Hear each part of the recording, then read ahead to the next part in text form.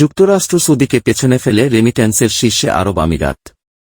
বিস্তারিত জানতে ভিডিওটির শেষ পর্যন্ত দেখুন।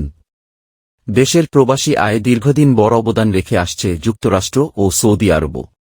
2021-22 ও 2022-23 অর্থবছরে প্রবাসী আয়ে শীর্ষে ছিল সৌদি আরব ও মার্কিন যুক্তরাষ্ট্র। কিন্তু বিদায়ী 2023-24 অর্থবছরে দাপট দেখিয়ে সবাইকে পেছনে ফেলে আধিপত্য বিস্তার করেছে সংযুক্ত আরব আমিরাত ইউএই।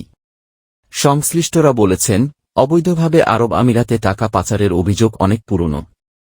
দেশটি থেকে অবৈধ চ্যানেলে রেমিট্যান্স কমেছে এবং বৈধ চ্যানেলে বেড়েছে, যে কারণে আরব আমিরাত থেকে রেমিট্যান্স পাঠানো হিসাবে উল্লঙ্ঘন হয়েছে। বাংলাদেশ ব্যাংকের তথ্য বলছে, প্রবাসী আয়ের ক্ষেত্রে গত 2 বছরে দেশভিত্তিক তৃতীয় অবস্থানে ছিল সংযুক্ত আরব আমিরাত।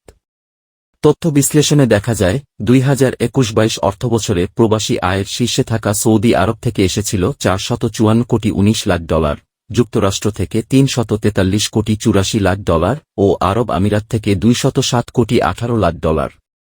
এরপর 2022-23 অর্থবছরেও শীর্ষে ছিল সৌদি আরব। অর্থবছরটিতে দেশটি থেকে এসেছিল $376 কোটি 52 লাখ, যুক্তরাষ্ট্র থেকে $352 কোটি 20 লাখ এবং আরব আমিরাত থেকে $303 কোটি 38 লাখ।